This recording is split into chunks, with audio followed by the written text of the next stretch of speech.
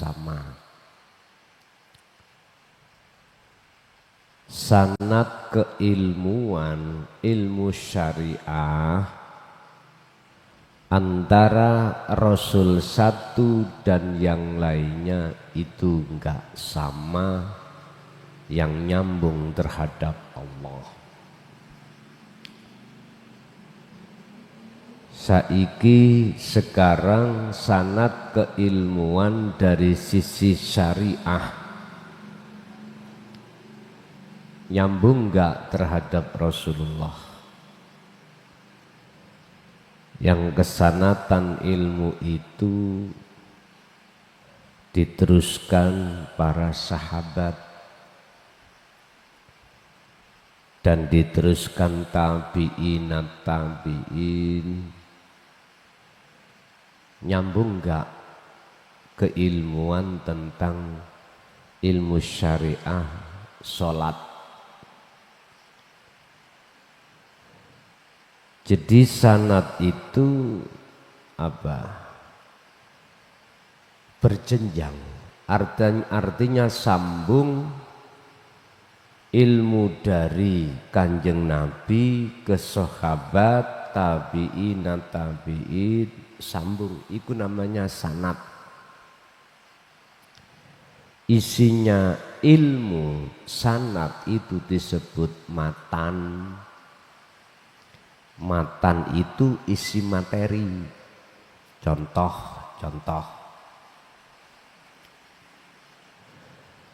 Sanad keilmuan tentang masalah hadis yang membicarakan tentang sholat. Nyambung boten. Rawine iki yang menceritakan ini sambung napa mboten. Sambungi ikulah disebut sanad.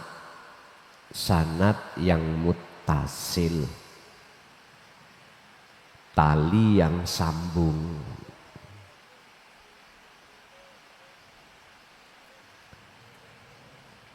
Bicara tentang masalah keilmuan untuk menuju pada Allah, itu juga harus dipercanakan.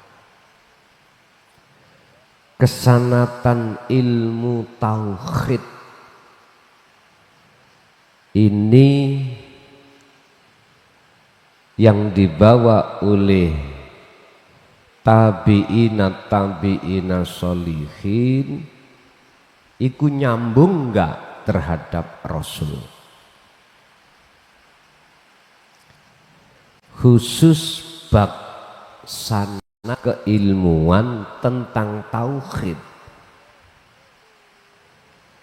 mulai dari Kanjeng Nabi sampai terhadap Rasul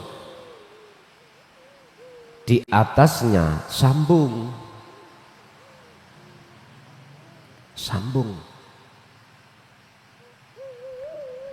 Kalau syariat beda-beda.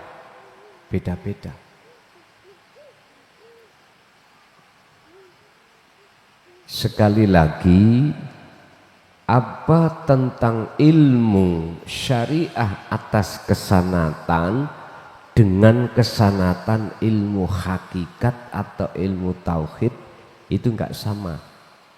Letak enggak samanya di mana? Kalau tentang ilmu syariah kita umat baginda Kanjeng Nabi cukup sampai Kanjeng Nabi. Kalau tentang tauhid sambung terus sampai datang Gusti Allah.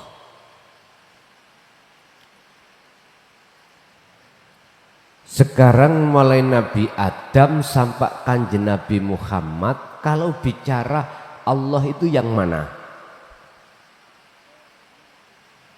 Kalau bicara tentang ahad itu yang mana? Sama dengan apa yang dibicarakan tabi'in as-sholihin, nggak geser, serambut pun nggak geser. Tapi jikalau syar'i geser, akhirnya muncul madhab-madhab itu geser. Hal ini Allah teguhkan di dalam surat Ali Imran ayat 103, wa'tasimu do jecekelono sira kabeh bihablillahi kelawan taline Allah. Mana? Agama miturut syariat. Agama yang mana yang dimaksud? Agama Islam. Mulai zaman Nabi Adam sampai Nabi Muhammad sama agamanya, agama Islam. Islam yang bagaimana? Lah ini yang perlu kita bedah.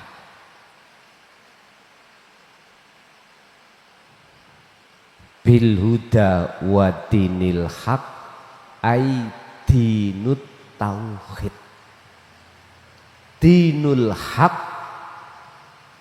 agama yang hak benar, ay dinut tauhid, agama yang mendidik ruhaniyah dengan ilmu ketuhanan, ilmu keesaan. Ya ini agama yang hak.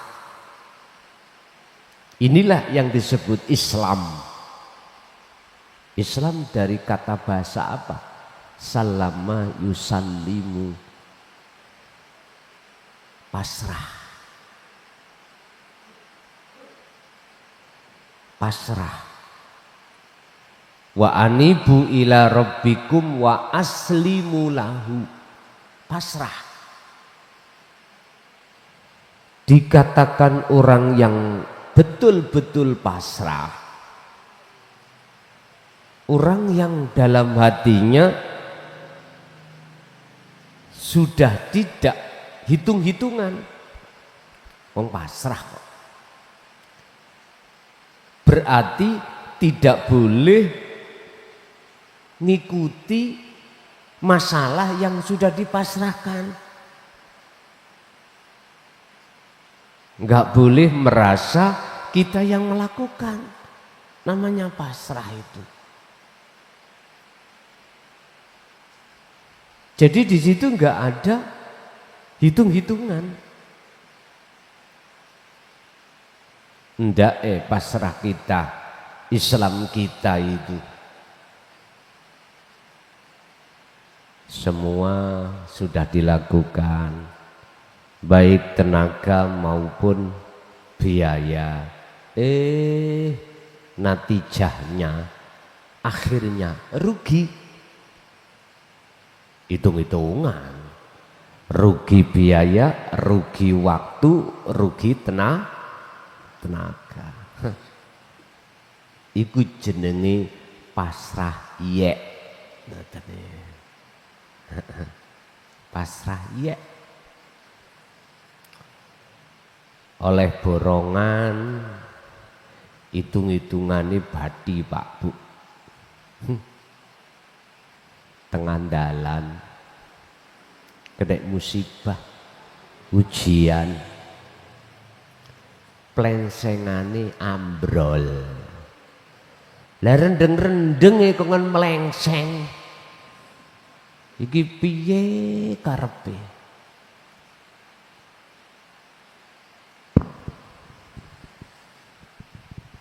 Rendeng-rendeng iku ngecor dalan. Nanti tambah kuat. Cor itu kalau kena air habis dicor tambah kuat. Ngaspal jalan ya merotoli.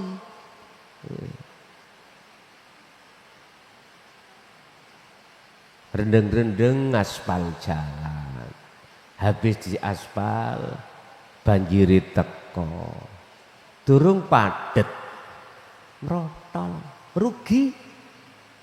Yo ya tau, rugi. Wa aslimu lahu, mana letak dimaksud dengan pasrah itu? Bukan itu Islam yang dimaksud. Islam yang dimaksud di sini adalah Islam yang diikuti oleh para rasul,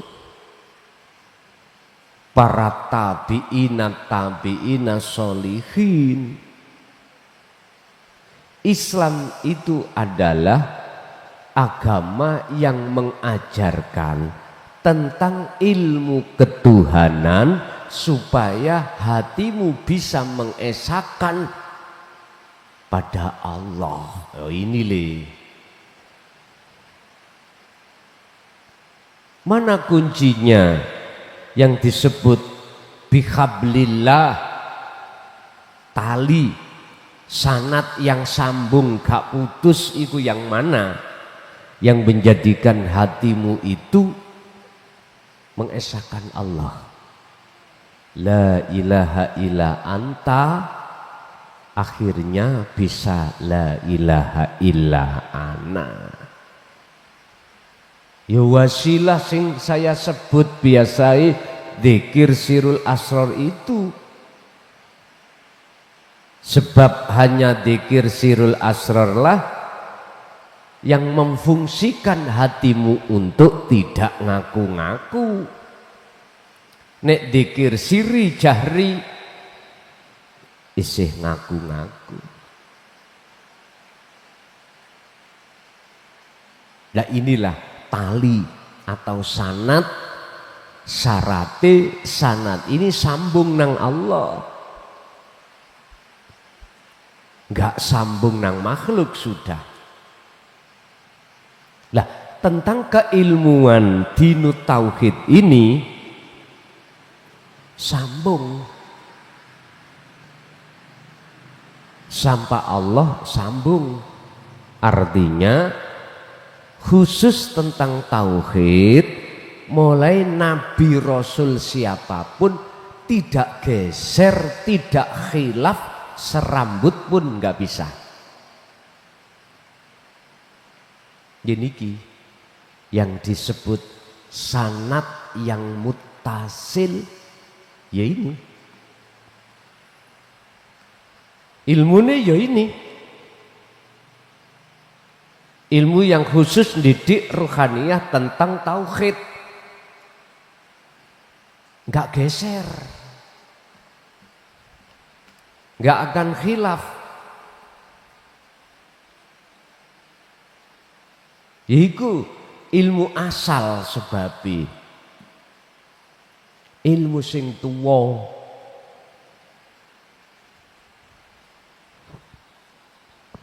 ilmu yang tuwek, ya ini nggak geser. Sing geser sing khilaf niku ngilmu anom, ya iki ilmu syar'i. Teman lihatlah tentang imam-imam di hukum syariah khilaf. Madhab ini harus gini, madhab B harus gini, madhab C ya juga nggak sama, geser.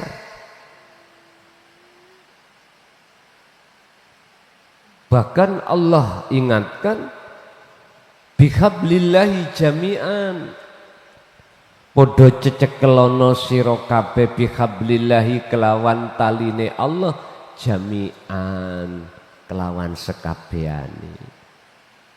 Artine Pak Bu, siapapun Anda, beragama pun apapun Anda, jikalau betul-betul hatimu memegang talinya Tuhan, Andalah yang disebut orang yang tidak bercerai-berai, tidak khilaf. Walaupun dohirnya ilmune khilaf, tapi ruhaniyah hatimu tidak akan khilaf. Hanya menyembah ilahun wahid, Tuhan yang Maha Esa. Wala tafarroku, lan ojo podo pisah-pisahan apa cerai-berai sira kabeh. Artine siapapun Anda pasti akan tercerai-berai jikalau hatimu tidak bertuhan yang esa. Mesti cerai-berai. Loh, kalau ini dibiarkan, nanti tidak hanya bercerai-berai khilaf, beda pendapat secara argumentasi lesan, pasti akan terjadi argumentasi fisik. Itu namanya horizontal. Perang tidak hanya secara lesan, media, argumen secara hujah, tetapi pasti akan melebar terhadap horizontal. Apa? Secara fisik pasti perang. Contoh-contoh dilihat, dibuka. Di Timur Tengah bagaimana? Antara Syiah dengan Sunni. Sampai ke fisik. Indonesia bisa jadi antara ahli sunnah dengan Muhammadiyah, NU dengan Muhammadiyah, atau yang lainnya bisa akan terjadi.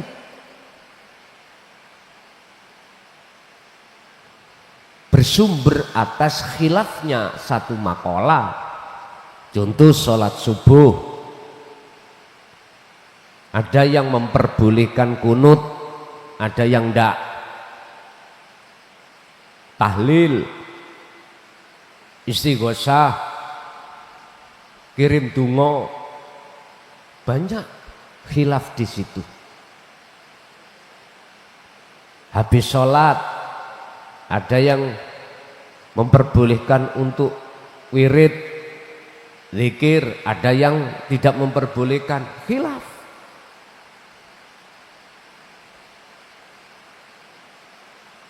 Ayo, ini biarkan. Hasud akan manakala akan menjadi besar, pasti akan terjadi horizontal.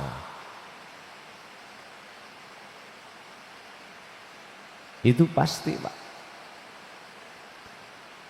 Tapi kalau kita bicara tentang masalah hukum hakikiyah, geser satu rambut pun, mulai Nabi Rasul siapapun, sampai detik ini nggak geser. Kesimpulannya, ani budullaha wastanibut tauhid. Dalam proses untuk mengesahkan pada Tuhan, wajib hatimu untuk menanggalkan keakuan dirimu. Wes, niki harga mati. Harga mati. Ya inilah yang disebut Islam.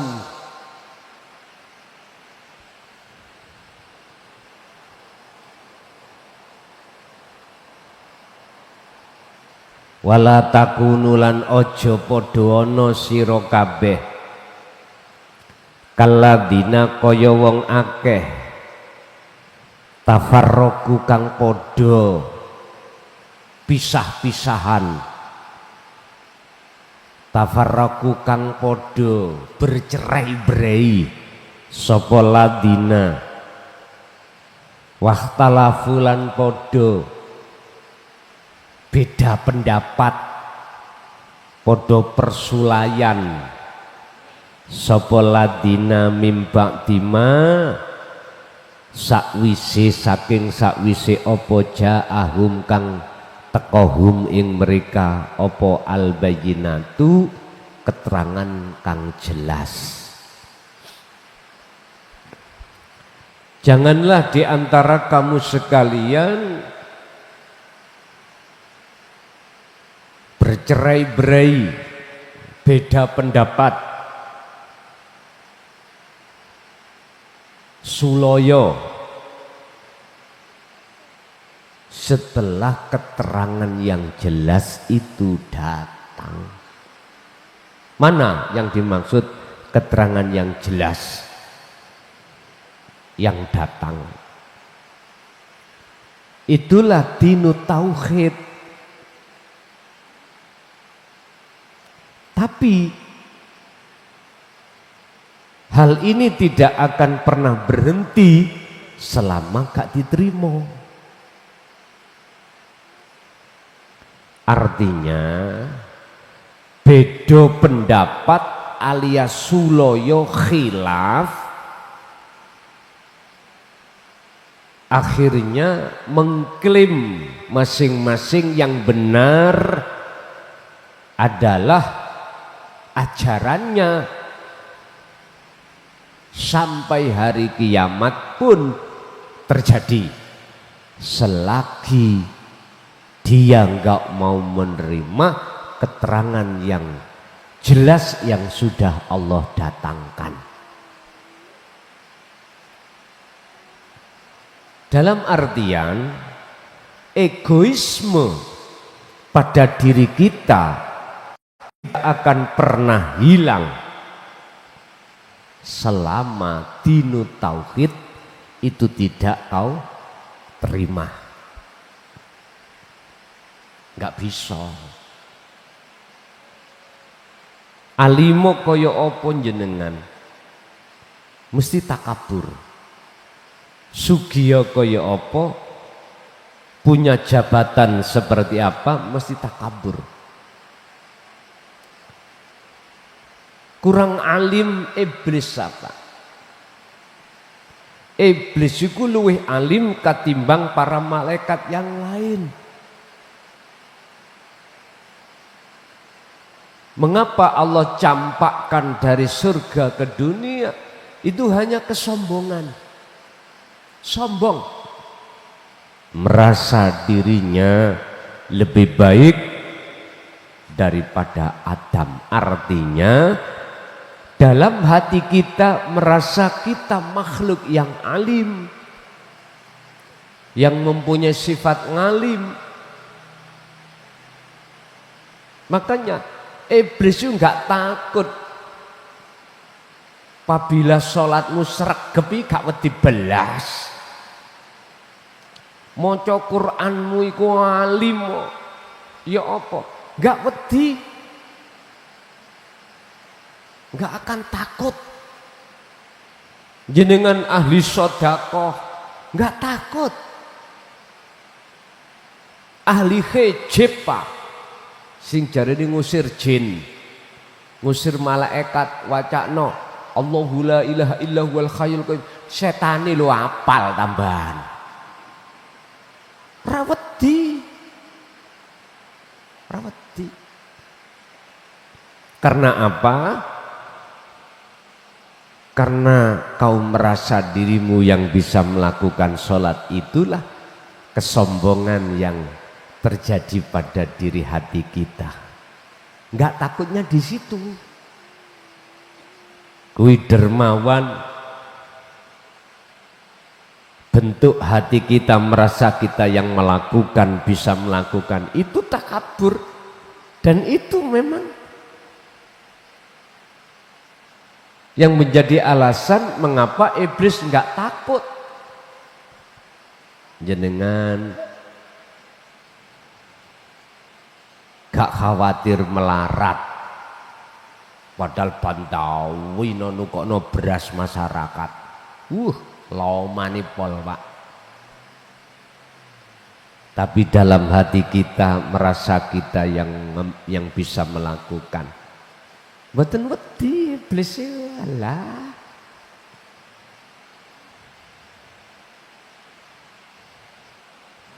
Berarti kita itu yang alim, yang kaya, yang dermawan, justru kitalah bolone iblis.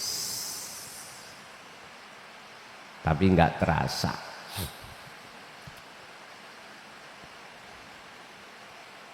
Egoisme itu tidak akan pernah hilang di dalam hati kita selama kita menolak dinut tauhid.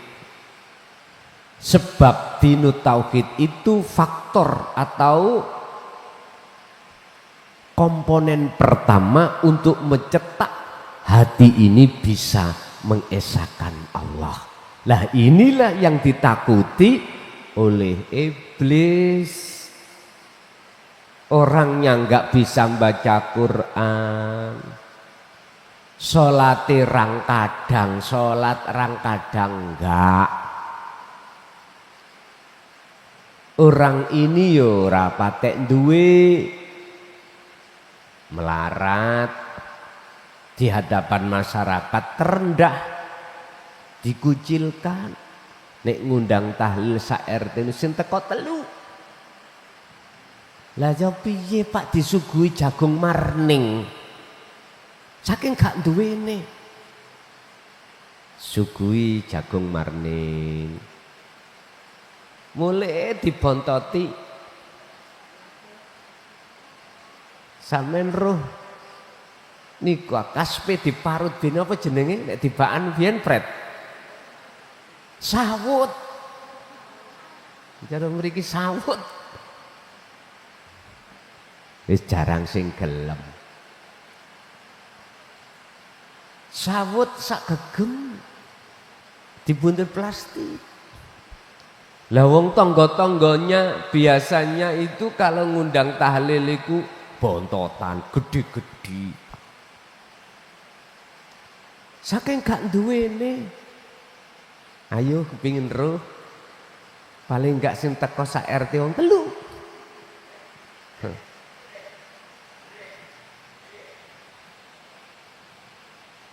Maca Quran yo gak iso, sholat yo arang-arang, bahkan tidak pernah. Mohon maaf loh ya, mohon maaf. Iki mandang dari kacamata hakikat, bukan syariat. Jangankan sodako, ya dah, sing dipangan dulu, kadang gak ada. Tapi ditakuti iblis. Takutnya duduk-duduk Pak. Sebab apa? Minhumul mukhlasin. Hatinya selalu mengesahkan Allah. Ini yang iblis takut pada orang seperti ini Pak. Bukan takut ahli maca Quran kae, ndak. Kurang alim mah iblis. Luwih alim katimbang malaikah. Alim. Ahli sholat sujud gak mari-mari, jenengan 5 menit ae kemeng. Nah, iblis iku ajazil iku ribuan tahun. Bapak Ibu hadirin, artine kuwi nek secara dohir ahli sholat ojo dumeh. Apa bahasa Indonesia ojo dumeh? Ojo sombong. Lagi dadi wong sugih nyaran-nyaran ngene. sumbungi duduk-duduk. Sik lagi dadi kepala desa. Kepala desa nyaran-nyaran Pak. Sumbungi gak kena ditulungi. Insyaallah.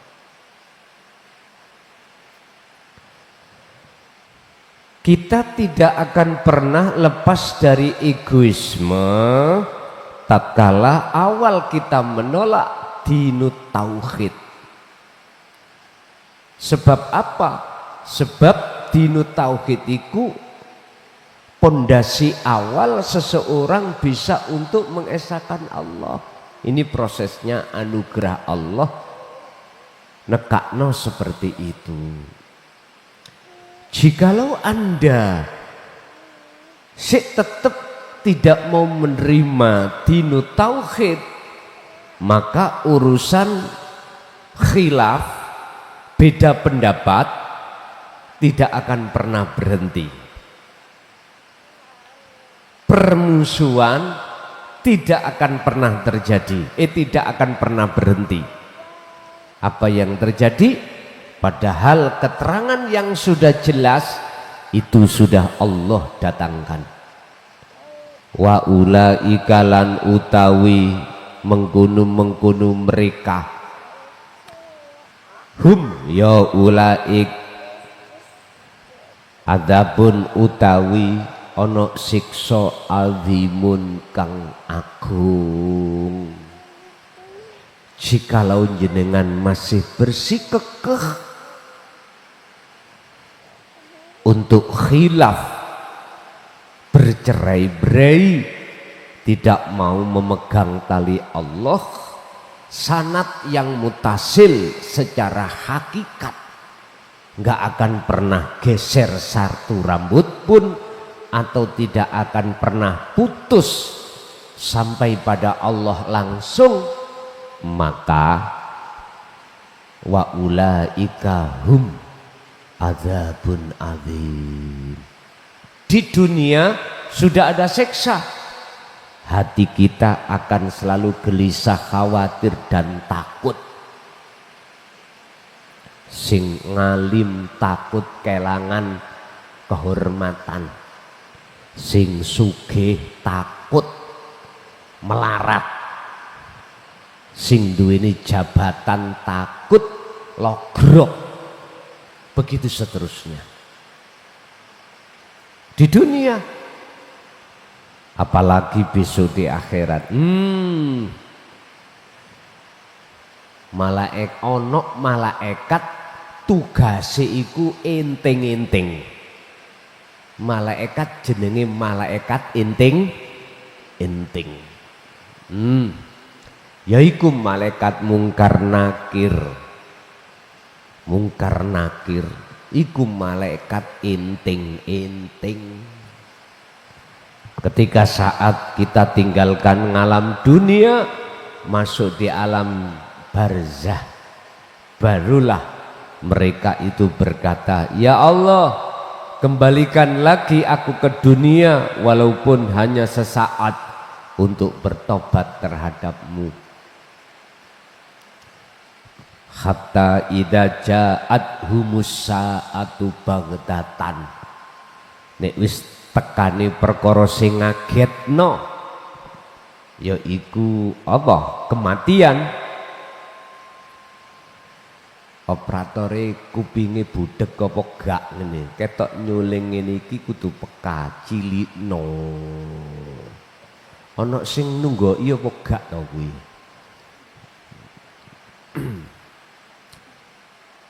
Ket awal mang gak dirungokno apa piye. Pun. Lho ngene iki nyuling. Ngono lho. Dadi hasilin ning YouTube ya banyak sing komplain menyang aku masalah ya. Komplain ya.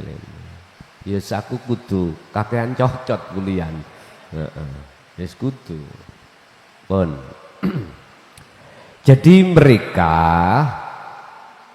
yang lepas dinut tauhid alias tidak mau terima, maka terjadi sampai kapanpun dia akan tafarroku wahtalafu, beda pendapat, gap.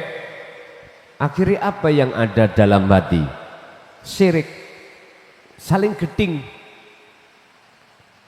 esok-esok gak nyopo barang. Lah disinilah Pak, Gusti Allah supaya situasi di bawah itu tidak seperti itu, baru Allah ja'ahum al-bayyinat, didatangkanlah keterangan yang benar terhadap diri kita sebagai manusia, supaya hanya berpegang teguh hablum minallah, apa? Tali yang sebenar-benarnya, tali yang tidak putus langsung pada Allah itu.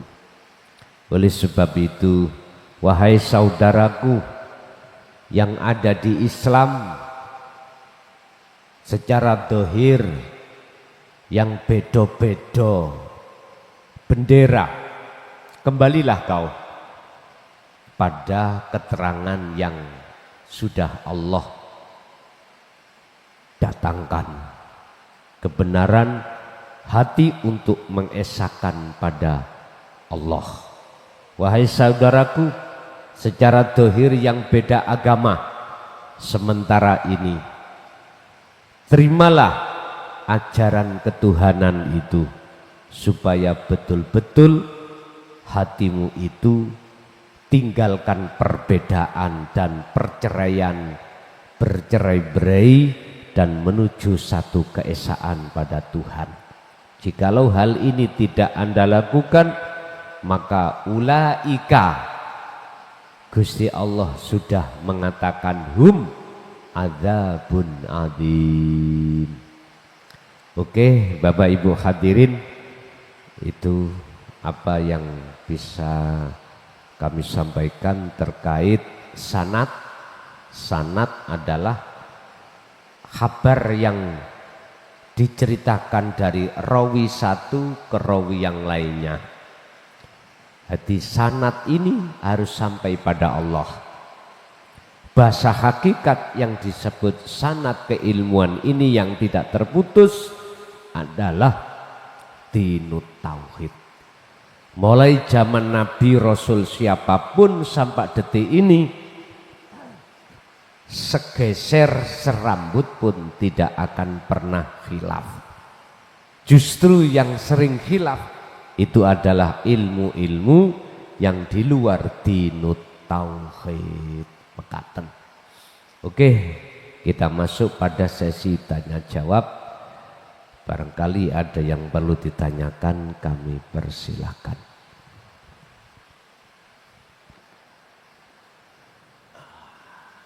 Sekarang akhirnya kasih itu.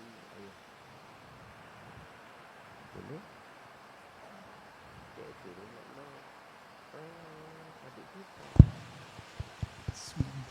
Assalamualaikum warahmatullahi wabarakatuh. Waalaikumsalam warahmatullahi wabarakatuh. Perkenalkan Gus, saya Bu Eni dari Surabaya. Izin bertanya.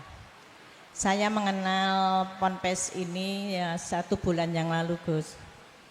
Setelah menyimak YouTube, kemudian sebulan yang lalu saya langsung baiat di sini dan saya langsung praktek kholwat.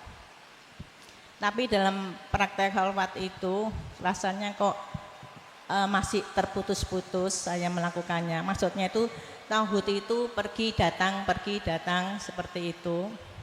Kemudian saya juga masih bingung. Kalau misalnya seorang hamba itu biasa melakukan qiyamul lail, biasa sholat sunnah, kemudian zikir-zikir, la ilaha illallah atau sholawat, istighfar dan sebagainya. Apakah kalau mengikuti ajaran dinul tauhid ini, hal itu masih tetap dilakukan, dilanjutkan dengan kholwat, atau tidak perlu melakukan itu lagi, langsung kholwat?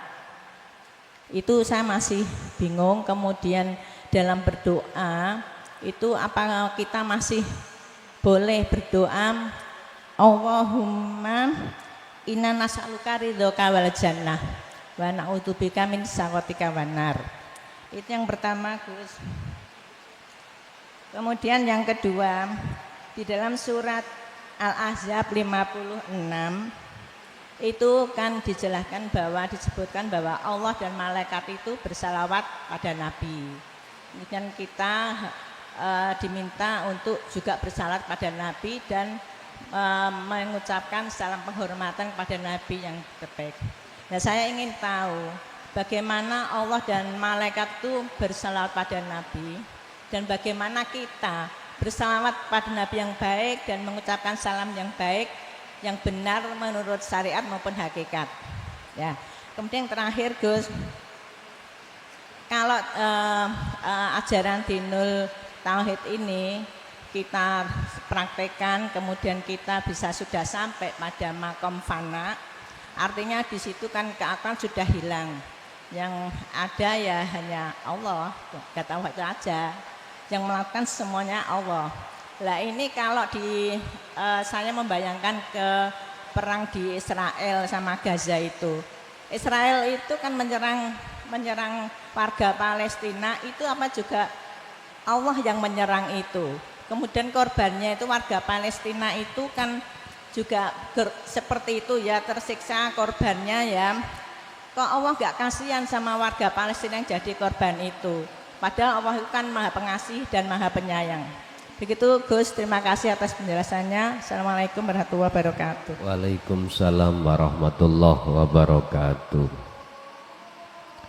Jikalau jenengan sudah mengenal, memahami sekaligus mengamalkan fungsi dari Dinut Tauhid, dari sistem wasilun, bukan berarti wirid-wirid atau doa-doa yang biasanya kita lakukan sebelum kita mengenal Dinut Tauhid itu enggak usah ditinggalkan juga enggak apa-apa. Tapi dengan catatan hati jenengan harus menyertakan sirul asror supaya bisa bertajalli. Artinya pengakuan-pengakuan diri kita sebagai makhluk ketika saat berdoa, saat melakukan wirid itu tidak muncul. Lah, disinilah yang membuat si salik ketika khalwat itu cepet usul ya di sini.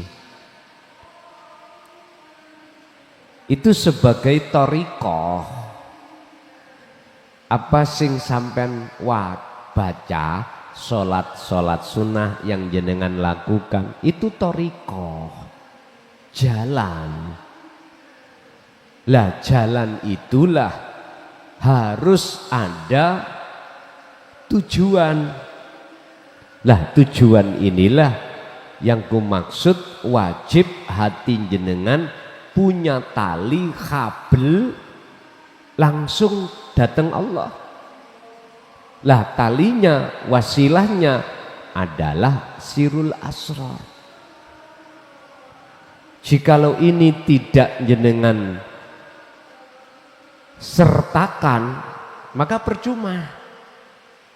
Kita sudah mengenal ilmu, mengamalkan tentang Dinut Tauhid, kok ya ini dilepas talinya ini, sambungan langsung ruh datang Allah, ya percuma. Tujuan tidak akan pernah sampai, nggak akan. Jadi Bu, seperti biasanya ini sistem wasilun tetap dalu tahajud, biasanya tahajud, sholat sunnah, silakan. Wong iki jalan, Allah memberikan fasilitas untuk munajat bertemu Allah. Isoi munajat bertemu Allah, sertakan sirul asrar. Karena itu tali sambungan hati jenengan langsung pada Allah, sehingga hati jenengan tidak mudah muncul pengakuan diri. Justru mudah pengakuan hidup dalam diri jenengan itu yang melakukan, itulah Allah. Dan inilah cara dengan cepat jenengan iku ketika khalwat itu bertemu Allah. Yang kedua terkait innallaha wa malaikatahu yusalluna 'alan nabi ya ayyuhalladzina amanu sallu alaihi wasallimu taslima. Bagaimana sholawatnya Allah pada Muhammad, pada Nabi, dan juga malaikat, sebab di situ dikatakan innallaha sak temeni Gusti Allah iku yusalluna. Niki kalau sampai artikan yusalluna moco sholawat, Gusti Allah moco sholawat secara fisik, niki jenenge salah kaprah. As-sholawatu jamak dari as-sholah. As-sholah maknanya rahmat. Berarti Allah merahmati terhadap Muhammad.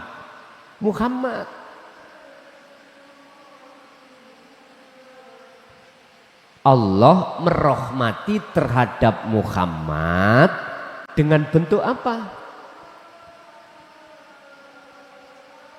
Bentuknya adalah pertama, dia dipilih oleh Allah sebagai Rasul. Kedua, dia pilih oleh Allah sebagai penyampai dinu tauhid. Mana lagi? Termasuk rahmat Allah apa? Memberikan anugerah terhadap Muhammad sehingga Muhammad itu sampai pada makom maksum, makom musyahadah pada Allah, musyahadatul baqa, yaitu rahmat. Cuman yang lebih banyak mereka berfaham Gusti Allah moco sholat. Ketika ditanya bagaimana sholawati Allah nanggoni Muhammad, mingkem dapet raisok jawab. Ya jangan begitu tah. Kalau kau mengartikan yusalluna iku Gusti Allah moco sholawat, ya wajib Anda harus berani bisa menjawab atas pertanyaan tadi. Menengai wis pokoknya Qur'ane moco sholawat. Maklum Pak Bu, tidak mengerti makna dari sisi kodimnya ayat itu. Itu kan seakan-akan apa? Mewajibkan kita untuk moco sholawat terhadap kanjeng Nabi doh. Yang pada akhirnya pujaan sampai terhadap kanjeng Nabi Muhammad makhluk. Alur nyanggiring itu di situ mereka. Sehingga pujaan sampean, iman sampean ikut terhadap makhluk. Halus Pak niki. Halus banget. Padahal keterangan yang sudah Allah datangkan dengan jelas, Allah merahmati. Sama halnya gini, air ini kalau tidak Allah rahmati, tidak Allah syafaati, nggak bisa air ini sampai minum.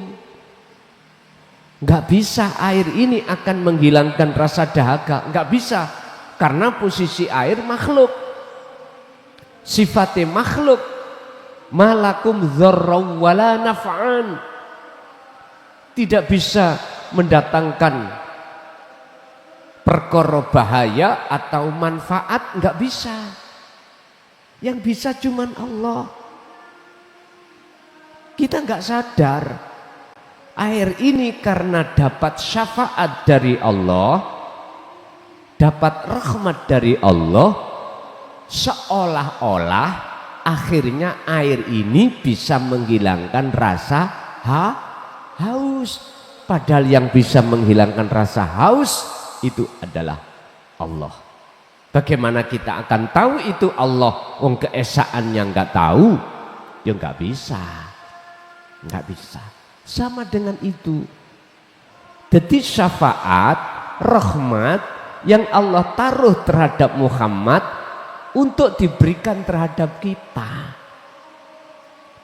Ketika kita tidak paham asal usul, kita akan beriman yang memberikan syafaat, rahmat itu adalah Kanjeng Nabi. Oleh sebab itu moco sholawat terus, sholawat. Kecelik Pak sampean, nek imannya ada di situ. Muhammad itu seolah-olah, aslinya gitu, seolah-olah bisa mensyafaati. Padahal syafaat rahmat itu datangnya dari Allah. Sama halnya dengan saya, gak jauh berbeda. Koyok-koyok seolah-olah ilmu yang kita bahas ini yang menjadikan hati kita tenang, sadar semua Allah, seolah-olah koyoke sangka kelason. Tapi asli nih ya sangka urip, sangka yang esa ini. Lah ini loh Pak, asli ini nek mau kembali di situ baru tahu. Wa malaikatahu apa bentuke malaikat bersolawat jari wong-wong niku, yaitu bentuk Gusti Allah mengutus sing jenenge malaikat untuk membawa wahyu diberikan kepada Muhammad. Satu. Nomor dua, bentuk anugerahnya Allah terhadap para malaikat ini, dijadikanlah malaikat itu golongan makhluk yang taat. Golongan makhluk yang taat. Artinya nyun sewu, anane malaikat iki patuh iku sebab dapat anugerah dari Allah yang sifatnya dikabarkan terhadap diri manusia, yaitu Muhammad, yang disebut wahyu. Makanya ada keterangan sapa sing berzikir warid itu datang, malaikat warid itu. Lah warid itu memberikan rahmat terhadap kita, bentuknya menyampaikan atas dasar diutus Allah terhadap warid untuk menyalakan nur makrifat di dalam hati jenengan dengan tujuan mengusir kegelapan di dalam hati, mengusir penjajai hati panjenengan kali kula. Seakan-akan malaikat itu bisa merahmati, seakan-akan. Bahkan dijelaskan dalam hukum syariat, sapa sing maca sholawat engko dapat rahmat syafaat saka Kanjeng Nabi kembaliane. Lah ngoten toh? Itu aslinya Pak, ketika hatimu bertajalli, ketika hatimu berzikir, manfaate kanggo dirimu sendiri. Ada di situ sebetulnya. Bon. Yang terakhir, berhubung jenengan kali kula niki cara wis dianugerahi Allah. Pertama, hati bisa menerima dinut tauhid. Kedua, jenengan ngamalno kadang putus kadang boten. Wis nikmatono.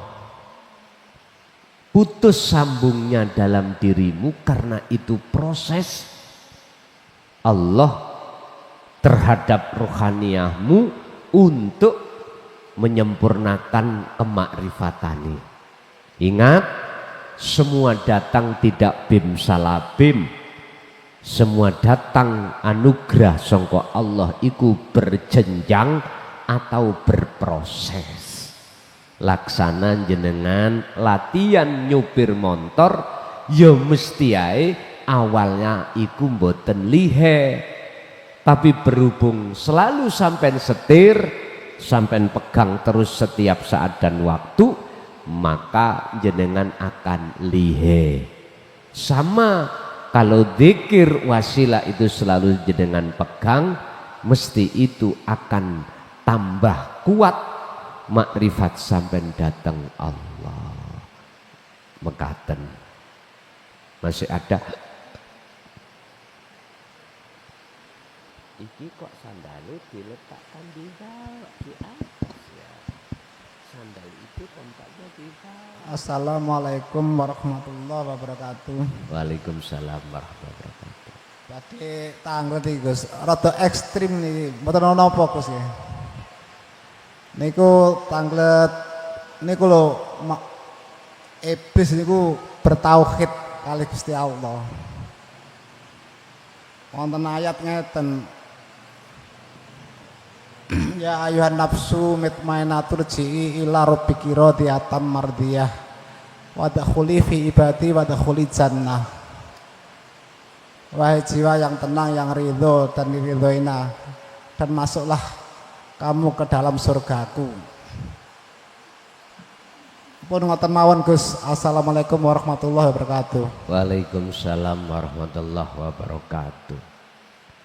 Mengapa jiwa itu dipanggil? Karena jiwa itu belakrak. Kok nggak belakrak, gak dipanggil.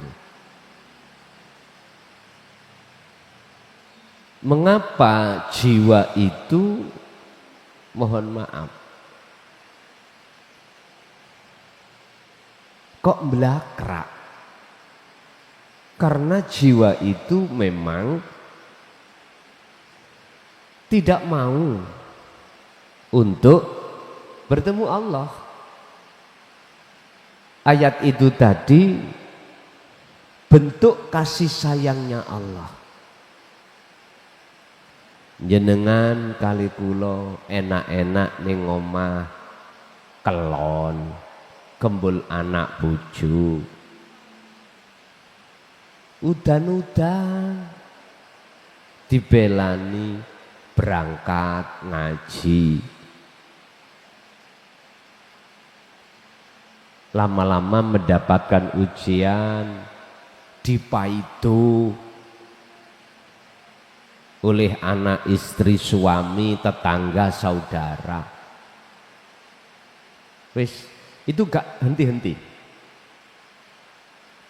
Ya ayyatuhan nafsul mutmainnah. Nafsu iki sebelum kembali kepada Allah itu disebut jiwa nafsu yang kotor. Artinya ruh yang kotor ini disebut nafsu. Sing disebut nafsu itu keakuan diri sebagai makhluk yang kuat, egoisme itu. Itulah nafsu. Roh yang tinggalkan Allah itu disebut roh kang kotor. Makanya ayatnya ya ayyatuhan nafsul mutmainnah. Sebelum mutmainnah ini disebut nafsu yang kotor. Nanti kalau sudah kembali disebut mutmainnah. Mengapa disebut nafsu? Karena dia tinggalkan Allah, bantah. Tapi ketika saat dia irji'i, ini kan fi'il amar, artinya kata perintah. Balio siro ila rabbiki, maring pangeran ira. Kalimat nyuruh bali menandakan bahwasanya jiwa atau nafsu tidak mau kembali. Artinya dia belakrak. Ya ruh-ruh kita ini ketika bersarang terhadap syahwatu dunia ini Pak disebut nafsu atau jiwa yang kotor. Tapi ketika saat nafsu atau jiwa atau ruh yang kotor itu mau kembali, maka disebut mutmainnah. Jalannya itu tadi, ketika saat Allah mendatangkan al-bayyinat, keterangan yang benar, yaitu dinut tauhid, ruh manusia itu berbondong-bondong untuk masuk, menerima, mengimani, lalu melaksanakan. Bentuk jenengan kholwat ini disebut nafsu yang kembali kepada Allah. Diri yang kembali kepada Tuhannya akhirnya disebut mutmainnah. Rodiyatam mardiyah, olehnya dia kembali dalam posisi ridho dan diridani. Mengapa dia ridho? Ridho melepaskan hubungan terhadap urusan apapun. Hati jenengan harus ridho, hati pegatan ambek anak, bojo, dunya brono, ruhaniyah. Mbun salah tafsir lo ya. Mulih langsung nang masih jauh pegatan secara fisik, bukan itu. Cintane ati sampai mau lo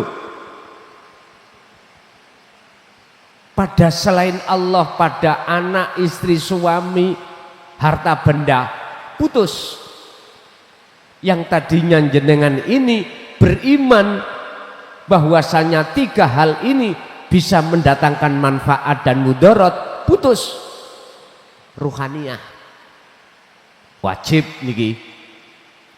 Sampai nek pingin nafsu, kalau betul-betul kau ingin kembali menjadi yang tenang, putuslah hubunganmu terhadap selain Allah. Putus hubungan. Ruhmu harus putus hubungan. Rodiyatam mardiyah ini maksudnya jenengan iki wis gak hitung-hitungan. Barulah Allah ngeridani. Itulah anugerah. Sebab tidak semua orang, Pak, hati mau melepaskan jeratan nafsu. Enggak semua orang. Enggak semua orang hati mau tinggalkan selain Allah. Enggak semua orang, kecuali hamba yang Allah pilih. Estu. Siapa hamba yang Allah pilih, merekalah hatinya ikhlas menanggalkan segi apapun. Tapi kok ya sik kegandolan, nggak bisa. Nggak bisa sampai tujuan rodiyatam mardiyah, mensaket.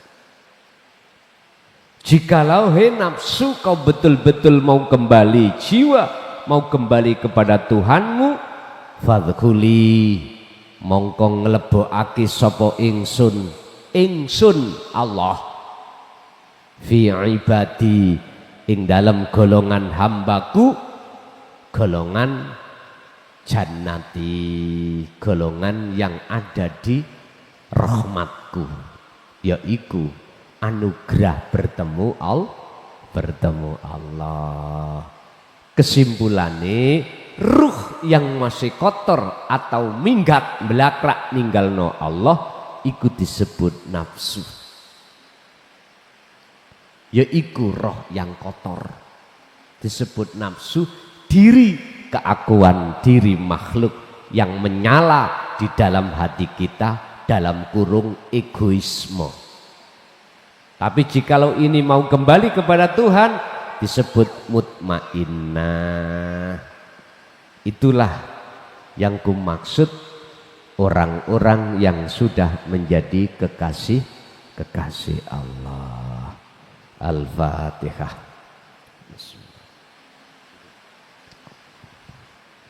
Akhirul kalam. Assalamualaikum warahmatullahi wabarakatuh.